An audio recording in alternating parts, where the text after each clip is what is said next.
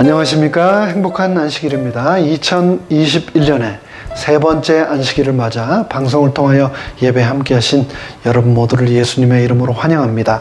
지난 한 주간도 건강하고 평안하셨습니까? 세상 끝날까지 함께 하신다 하신 예수님의 약속이 새롭게 시작된 2021년에 지금 새해 초부터 올 마지막 새해 말까지 함께 하시기를 간절히 바랍니다. 오늘은 사도행전 10장을 본문으로 여호와의 보시기에 존귀한 자라는 제목으로 이 시간 성령님의 임재하심을 초대하겠습니다. 말씀을 시작하기에 앞서 다 함께 머리 숙여 기도하겠습니다. 하늘에 계신 저희들의 아버지 하나님, 2021년에 세 번째 안식일을 맞이하여 건강한 몸과 건강한 마음, 그리고 우리 하나님을 만나고자 하는 간절한 심령으로 우리 모두 예배에 임하게 하시니 그 은혜를 인하여 감사드립니다. 오늘 우리는 사도행전 10장의 본문을 통하여서 하나님께서 비록 세상은 더럽다, 부정하다라며 밀쳐내었지만 하나님께서 친히 존귀한 자라고 구별하셨던 한 인물을 만나고자 합니다.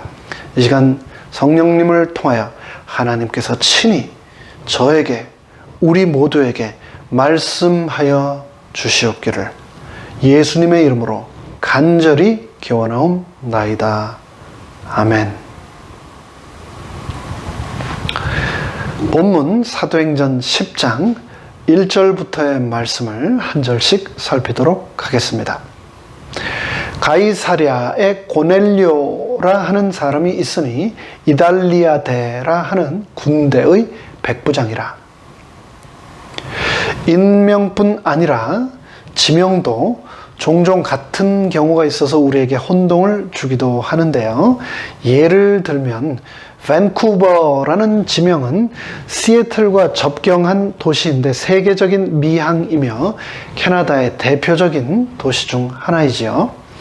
그런데 거기서 미국 쪽으로 조금만 더 내려오면 워싱턴 주에도 밴쿠버가 있습니다. 워싱턴 주의 밴쿠버를 가려고 하면서 주소를 정확히 잘 확인하지 않고 GPS를 따라가다 보면 국경을 넘어 캐나다의 밴쿠버로 가는 경우가 생기기도 합니다.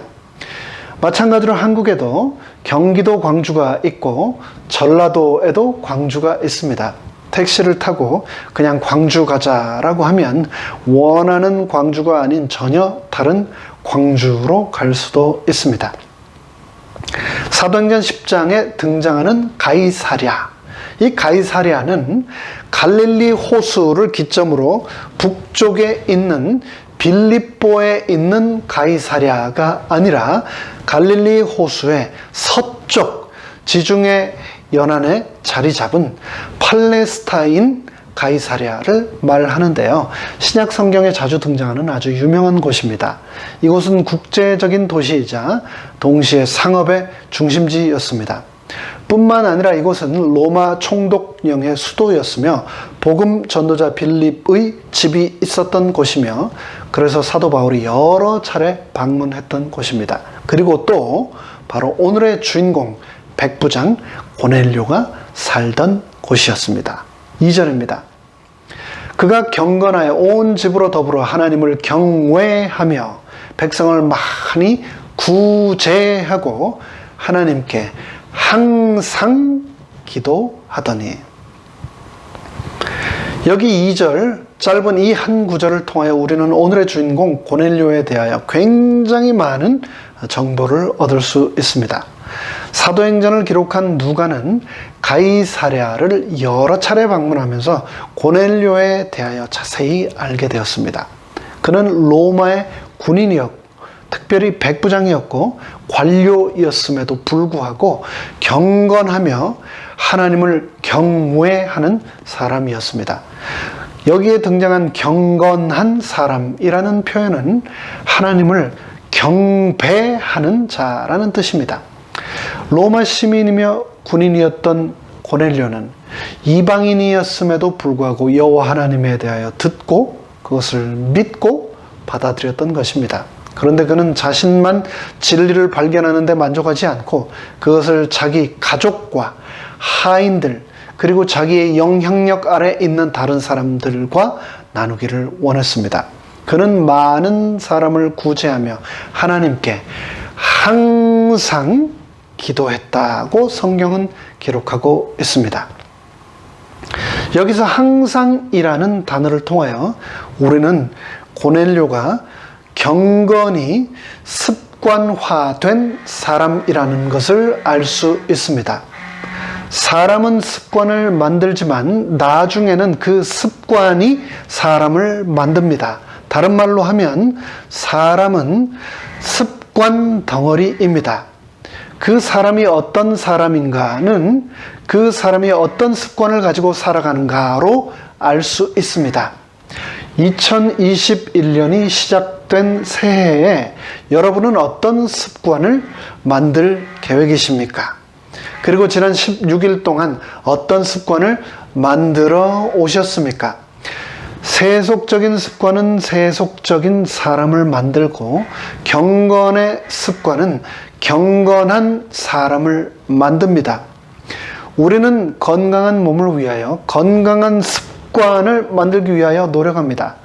물을 하루에 8잔씩 마시는 습관, 하루에 1시간 이상씩 걷는 습관, 정기적으로 건강검진을 받는 습관, 건강보조식품을 잘 챙겨 먹는 습관. 그런데 죽으면 썩어져 없어질 육신을 위해서도 꼬박꼬박 비타민하고 영양제는 챙겨 먹으면서 영원히 소유하게 될 천국에 유일하게 가지고 갈 수 있는 나의 성품을 위해서는 어떤 투자를 하고 계십니까? 나의 성품을 위해서는 어떤 습관을 지금 만들어 가고 계십니까? 고넬료처럼 경건의 습관, 구제의 습관, 기도의 습관을 꾸준히 빌드업 하심으로 올 한 해는 더욱 경건해지고 그래서 우리의 성품이 곧 가게 될 영원한 천국을 위하여 잘 준비되기를 간절히 바랍니다. 이어지는 3절의 말씀입니다. 하루는 제9시쯤 되어 환상 중에 밝히 봄에 하나님의 사자가 들어와 가로되 고넬료야 하니. 여기서 제9시는 오늘날의 오후 3시, 즉 성전에서 있는 오후 기도 시간이었습니다.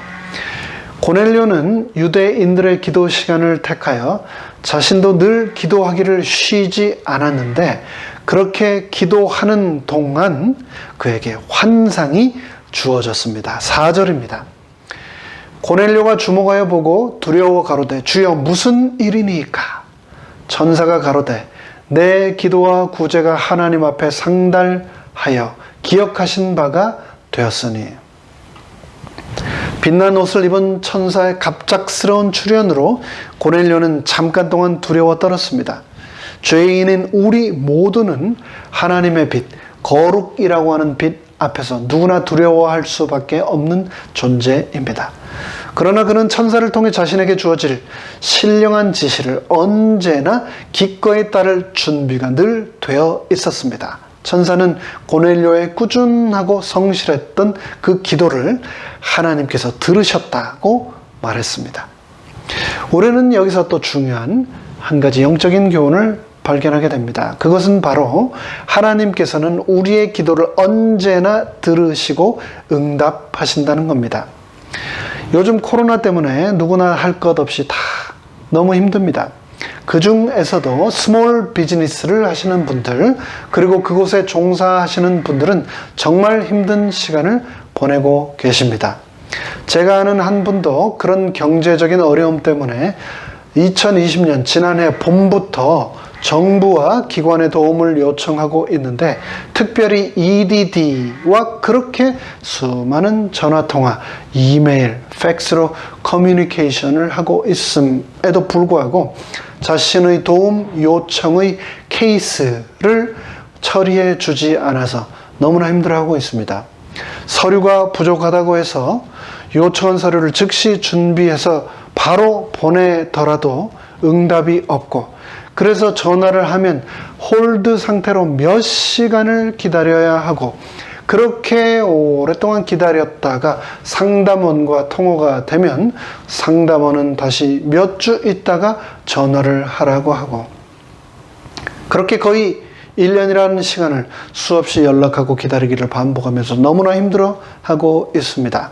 그 해결되지 않은 케이스 때문에 빚을 신용카드로 막아가며 지금도 힘들게 보내고 있는데요. 그런 모습을 옆에서 지켜보는 것만으로도 힘든데 당사자인 본인은 얼마나 힘들까요?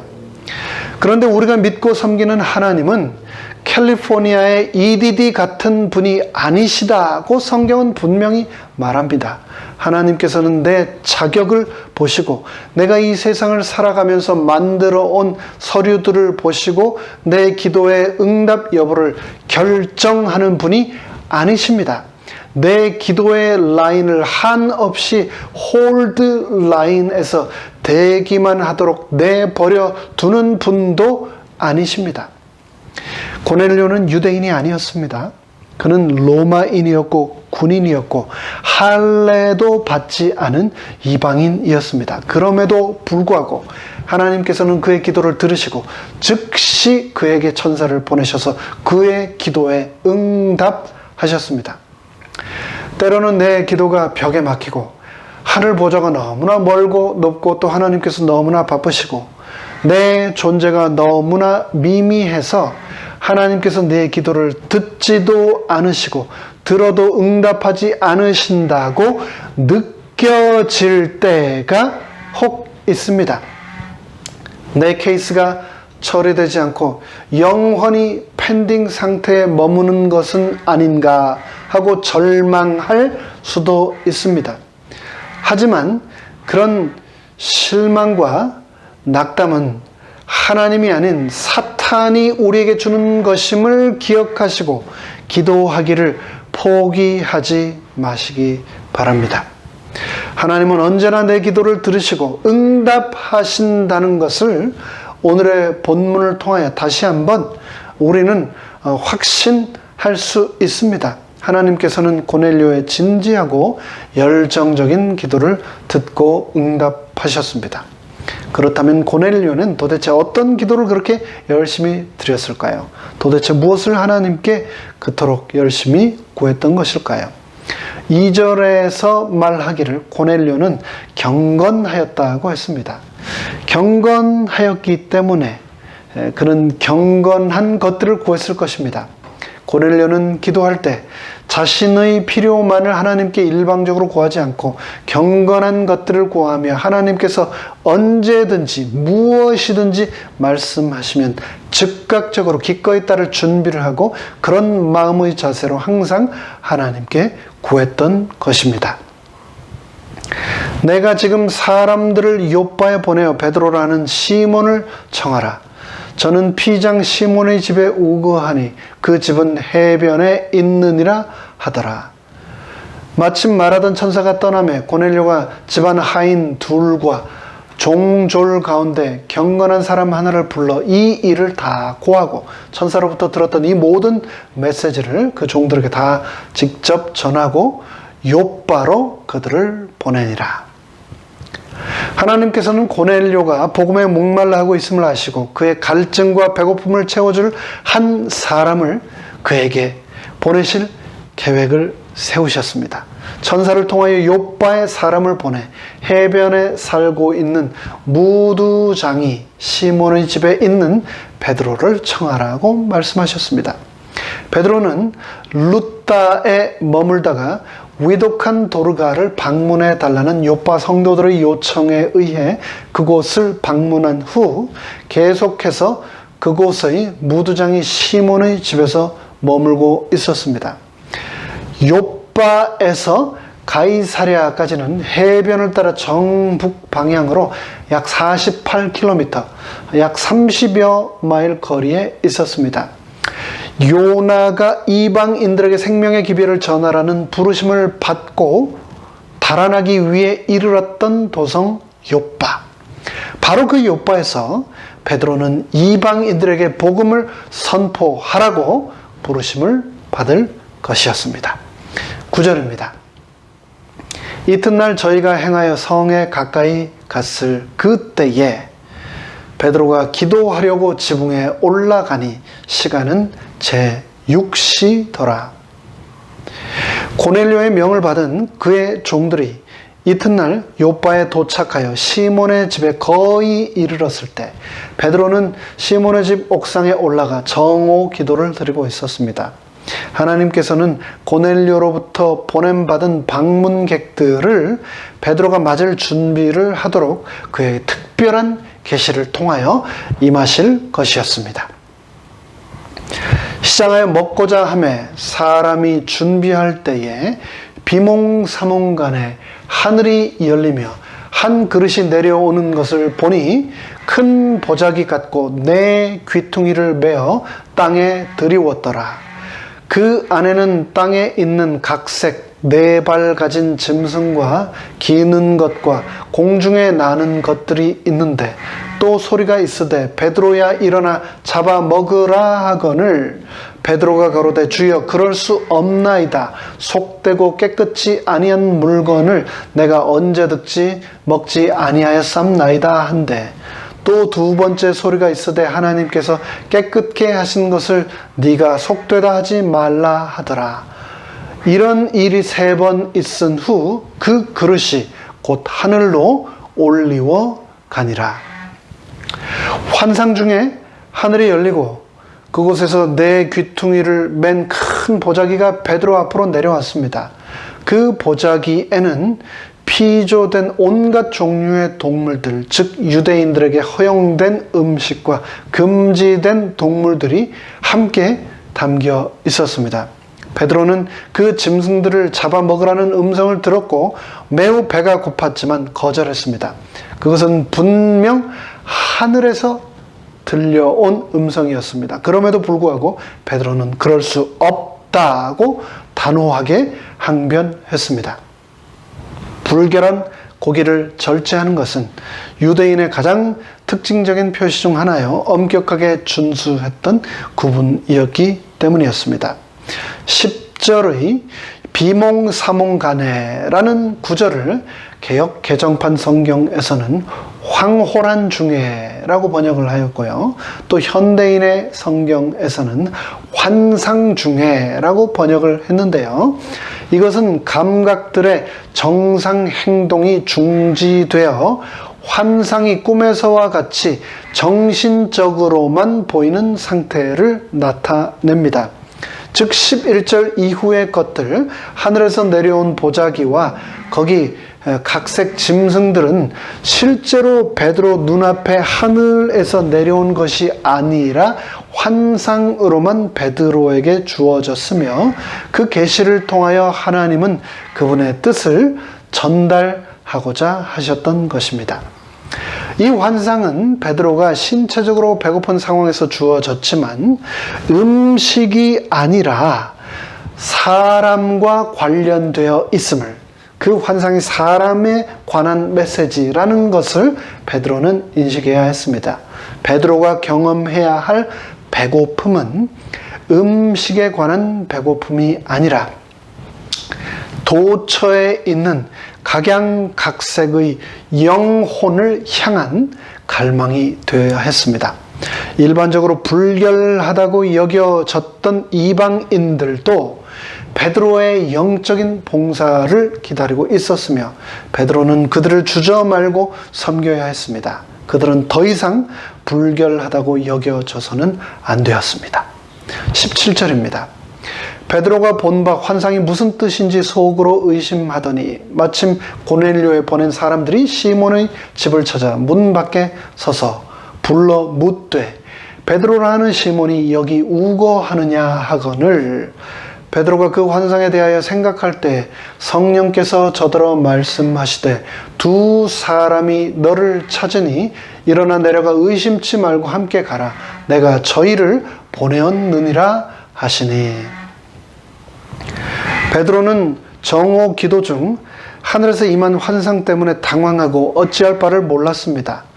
계시에서 막 깨어나 자신이 보고 들은 것을 어떻게 해야 할지 당황하고 있을 때 바로 그 순간 고넬료의 대리인들이 문 밖에 도착해 서 있었습니다. 시몬의 집의 대략적인 위치가 천사를 통해 고넬료에게 주어졌었는데 그 정보를 가지고 대리인들은 그곳까지 이르렀던 겁니다.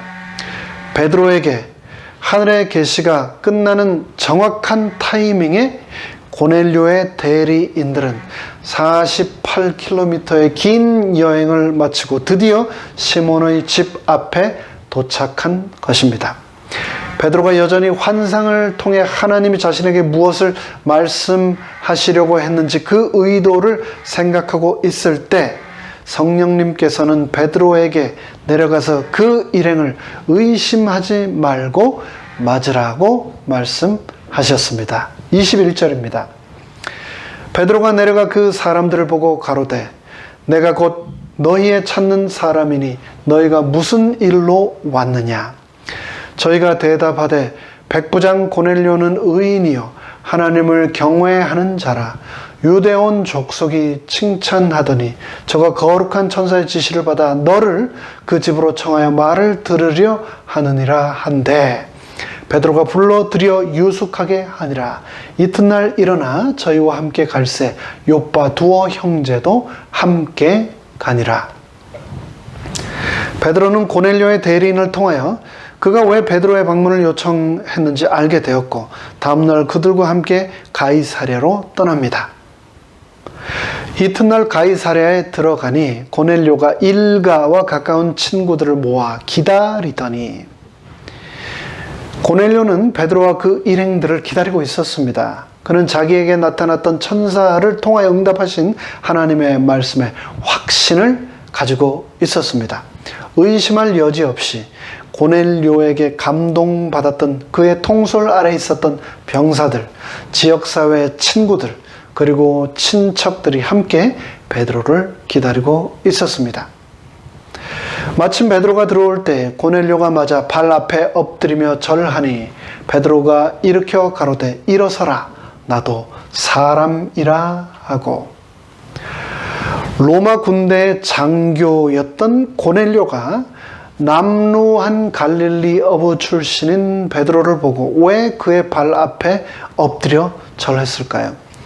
그냥 고개 숙여 인사하는 것도 아니고 허리를 숙여 인사한 것도 아니고 발 앞에 완전히 엎드려 절하는 이런 식의 인사법은 당대의 예의를 표하는 가장 극진한 형태의 예법이었습니다. 지배국 로마의 군대 장교가 식민지 주민인 유대인에게 이런 행동을 취한 것은 분명 흔한 일은 아니었습니다. 과연 고넬료는 왜 그랬을까요? 우리는 여기서 진정한 예배자의 모습과 예배자의 자세를 발견하게 됩니다. 여기서 우리는 고넬료가 베드로를 하나님의 사자로 인식하고 있음을 발견할 수 있습니다. 고넬료는 베드로를 통하여 자신의 처소에 임한 하나님을 맞이한 것이었습니다. 그는 베드로라는 사람의 겉모양을 보고 판단하고 대한 것이 아니라 베드로가 가진 메시지 때문에 베드로를 사용하시고 그와 함께 하신 하나님 때문에 그에게 예의를 표한 것입니다. 이 예배 시간을 통하여 하나님을 영접하는 우리도 그래야 합니다. 지금 우리가 드리는 이 예배의 시간이 비록 성전이 아닌 각자 거하는 처소의 안방, 침대 옆, 혹은 거실의 TV 앞, 혹은 또 서재의 책상 앞일지는 몰라도 여전히 여러분이 계신 그곳에 하나님께서 문을 열고 들어오셔서 이 예배 시간에 여러분과 함께 하신다는 것을 기억하시기 바랍니다. 이 시간, 그분의 임재를 맞아 고넬료처럼 그분의 발 앞에 엎드려 그분을 경배하시기를 간절히 바랍니다. 베드로는 그런 고넬료를 일으켜 세웁니다. 그는 하나님께서 받으셔야 할 경배와 영광을 가로채지 않았습니다. 그것을 자신의 유익을 위하여 이용하지도 않았습니다. 베드로는 고넬료가 자신에게 표한 경의를 온전히 하나님께 돌려드렸습니다. 그러면서 자신이 그곳에 초대된 사연을 고넬료로부터 듣게 됩니다. 더불어 말하며 들어가 여러 사람의 모인 것을 보고 이르되 유대인으로서 이방인을 교제하는 것과 가까이 하는 것이 위법인 줄은 너희도 알거니와 하나님께서 내게 지시하사 아무도 속되다 하거나 깨끗이 않다 하지 말라 하시기로 부름을 사양치 아니하고 내가 왔노라. 묻노니 무슨 일로 나를 불렀느냐.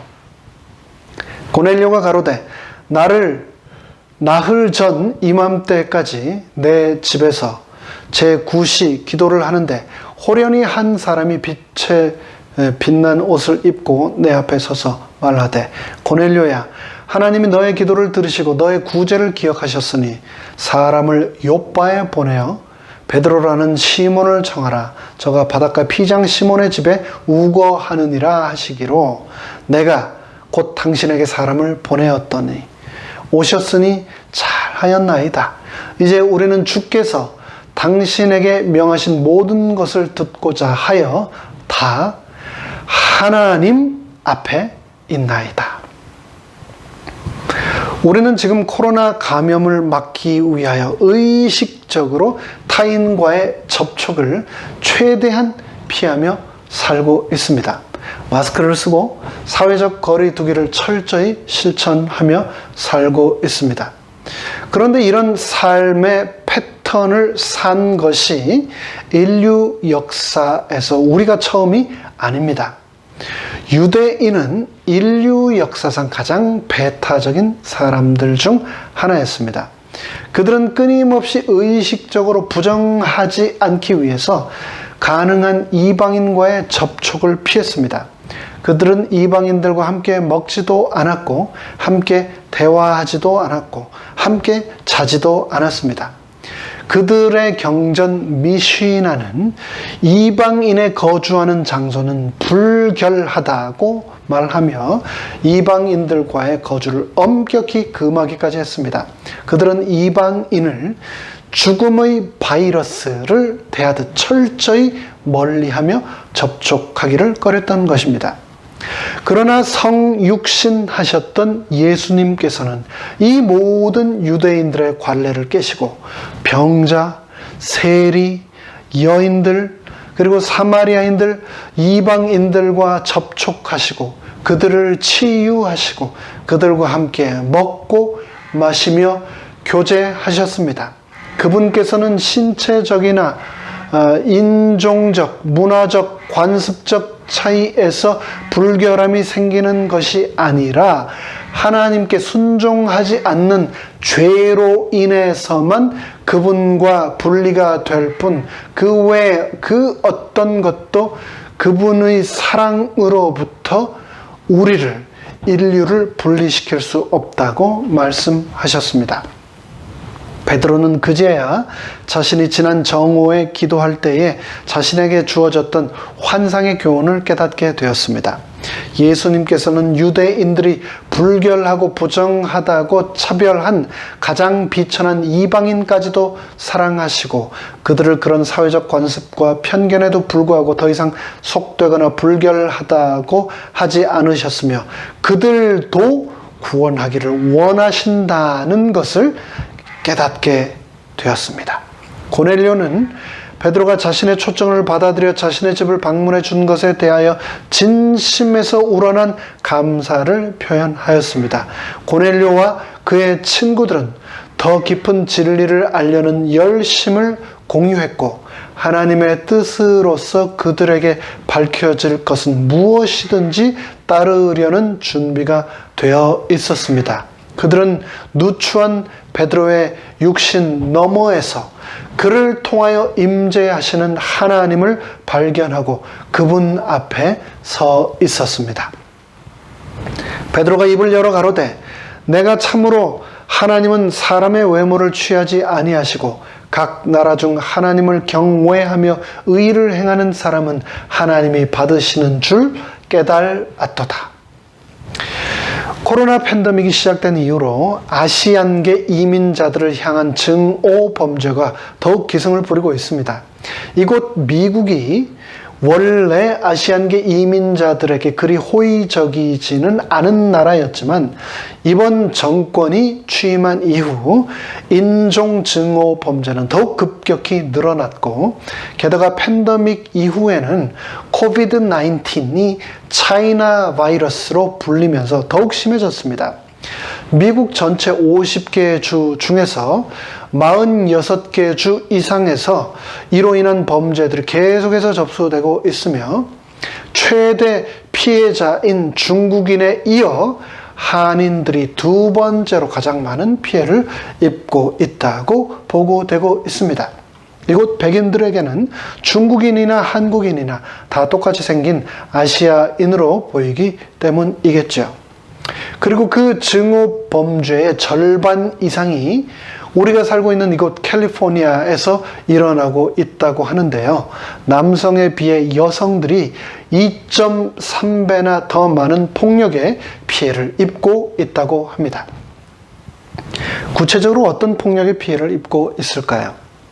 아시아인이라는 이유 하나만으로 길거리에서 전혀 모르는 사람에게 얼굴에 침이나 가래를 맞아 보셨습니까? 얼굴을 주먹으로 맞아 코뼈가 부러지고 피가 흐르기도 하고요. 10대 아이들은 학교에서 또래 아이들에 의해 목에 칼이 들이대지는 협박을 받기도 한다고 합니다. 오죽하면 TV 공영방송에서 Wash the Hate 라는 캠페인까지 벌이겠습니까? 우리가 씻어야 할 것은 손뿐만이 아니라 상대를 미워하고 증오하는 hate하는 마음이라는 것을 기억해야 하겠습니다. 근데 이 모든 것이 바로 외모로 상대를 판단하는 죄 때문에 기인됨을 우리는 잘 알고 있습니다. 증오라는 범죄, 죄악은 2021년을 살아가는 우리만 겪는 문제가 아닙니다. 그 옛날 2000년 전 복음이 전해지던 사마리아와 소아시아 지역의 여러 곳에서 그들은 서로를 향하여 차별하고 증오하는 죄악을 서슴없이 저질렀습니다. 그리스도인들도 마찬가지였습니다. 유대인 출신 그리스도인들은 구원을 할례받은 자신들만의 전유물로 생각했습니다. 그러나 베드로는 욥바에서 무두장이 시몬의 집 옥상에서 받은 이상을 통하여 깨닫게 되었습니다. 그리스도의 복음이 유대인들의 민족 종교로만 머물러서는 안 되며 사마리아와 땅끝까지 이르러야 한다는 것을, 그러므로 예수님의 증인이 되어야 한다는 그것을, 예수님의 유언의 말씀의 참 의미를 베드로는 비로소 깨닫게 된 것입니다. 베드로는 인종, 성별, 사회 계급이 하나님의 눈에는 아무런 의미가 소용이 없다는 것을 비로소 깨닫게 되었습니다. 2021년을 살아가는 우리도 내 눈에 보이는 그 어떤 외적인 다름, 즉 인종, 성별, 경제적인 차이, 사회 계급의 차이로 인하여 나로 하여금 그 누구도 차별하거나 미워하거나 소중하지 않은 존재로 치부할 정당성을 주지 못한다는 것을 기억합시다. 내 주위에 나와 달라도 너무 다른 그런 모습의 모든 사람들까지도 사랑하고 받아들일 수 있는 우리 모두가 되기를 간절히 바랍니다. 베드로가 이 말을 할 때 성령이 말씀 듣는 모든 사람에게 내려오시니 베드로와 함께 온 할례 받은 신자들이 이방인들에게도 성령 부어지심을 인하여 놀라니 이는 방언을 말하며 하나님 높임을 들음이러라. 베드로는 고넬료뿐 아니라 함께했던 그의 모든 가족들에게 예수 그리스도를 담대히 증거했습니다. 그러자 요한복음 16장에서 약속되었던 성령이 그들 모두 위에 임하였습니다. 베드로가 환상을 통하여서 들었던 하늘의 음성처럼 하나님께서는 그들의 외모의 차이에 상관없이, 그들의 인종에 상관없이 그들에게도 구원이라고 하는 선물을 주시고 성령을 부어주셨던 겁니다. 그 광경을 보고 요빠에서 그곳까지 베드로와 함께 동행했던 유대인, 그리스도인 형제 6명들은 보고 너무나 크게 놀랐습니다. 그들은 만약 이방인들이 성령을 받고 구원을 얻으려면 유대인으로 먼저 개종해야 하고 유대인의 관습대로 할례를 분명히 받아야 하고 모든 유대인들의 규례를 자신들처럼 지켜야만 한다고 믿었습니다. 그들은 유대인에게만 구원이 주어질 것이라고 확신했습니다. 그러나 하나님께서는 고넬료와 그의 가족을 통하여 그 누구도 하나님이 구원하시기로 작정한 사람들을 그들의 외모로 판단하여 속되거나 불결하다고 말할 수 없다는 것을 드러내셨습니다. 이에 베드로가 가로되 이 사람들이 우리와 같이 성령을 받았으니 누가 능히 물로 침례 줌을 그 말이요 하고 명하여 예수 그리스도의 이름으로 침례를 주라 하니라. 저희가 베드로에게 수일 더 유하기를 청하니라. 베드로는 유대인뿐 아니라 이방인도 선택하며 그들에게도 동일한 은혜를 하나님께서 주신다는 것을 그의 두 눈으로 분명히 보게 되었습니다.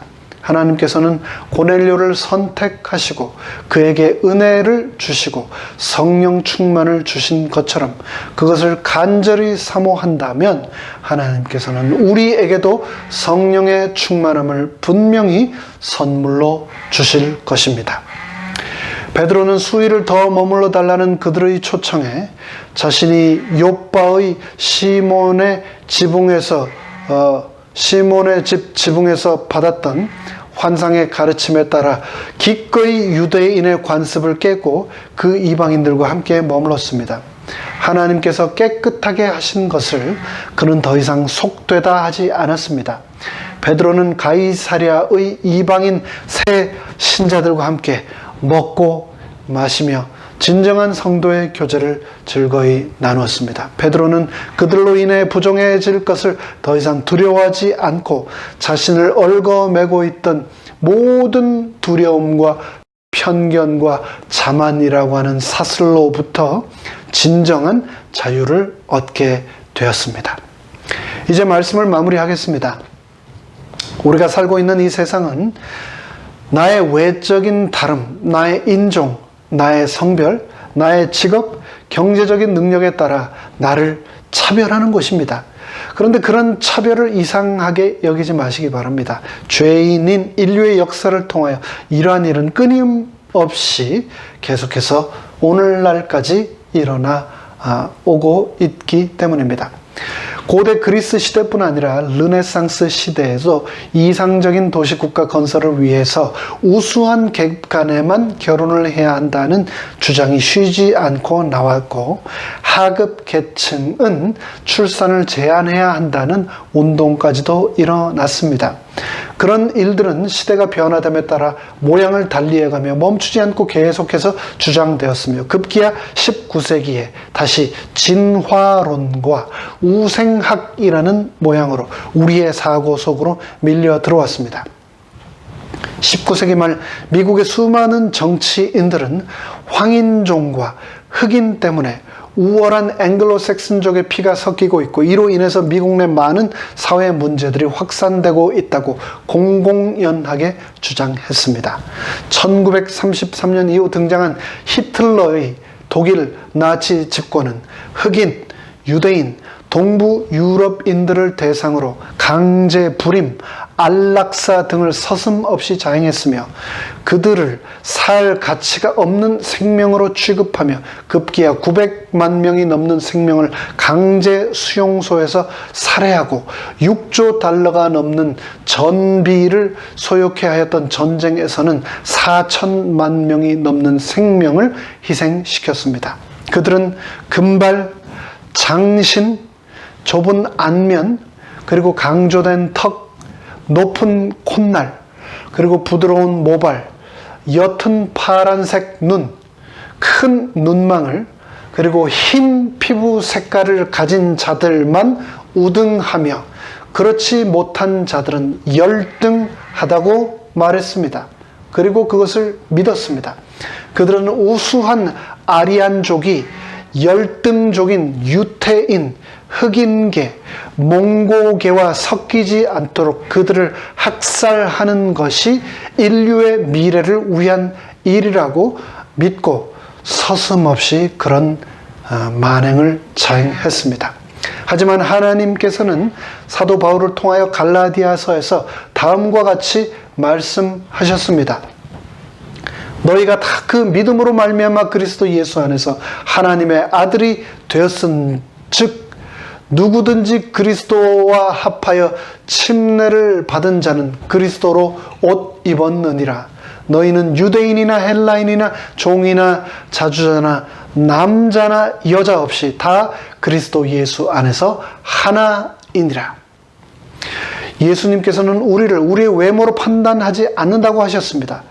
비록 내가 가정생활과 결혼생활에 실패한 과거가 있을지라도, 내가 한순간의 실수로 범죄의 전과가 있을지라도, 내가 사업에 실패해 경제적 능력을 완전히 상실했을지라도, 내가 질병으로 건강을 완전히 잃었을지라도, 내가 성적인 정체성의 혼동 가운데 있을지라도 그분께서는 단 한 사람의 예외도 없이 우리 모두는 그분께 너무나 소중한 존재라고 말씀하십니다. 하나님께서는 자기 형상, 곧 하나님의 형상대로 저와 바로 여러분을 창조하셨습니다. 그 하나님께서 저와 여러분을 우리들의 어머니 뱃속에서 신묘막측하게 만드셨습니다. 그분께서는 이사야에서 그래서 다음과 같이 말씀하셨습니다. 나는 여호와의 보시기에 존귀한 자라. 나의 하나님이 나의 힘이 되셨도다.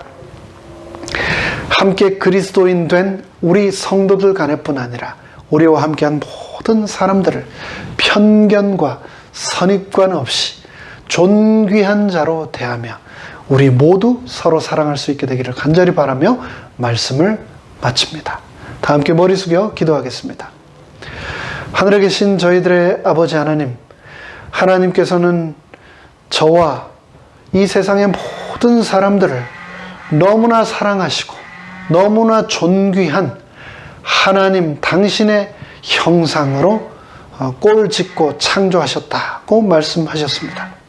그 말씀에 순종하여 우리와 함께한 모든 사람들을 편견과 허물을 벗고 예수님이 하셨던 것처럼 사랑하는 우리 모두가 되도록 축복하여 주시옵소서. 예수 그리스도의 이름으로 간절히 축원하옵나이다. 아멘.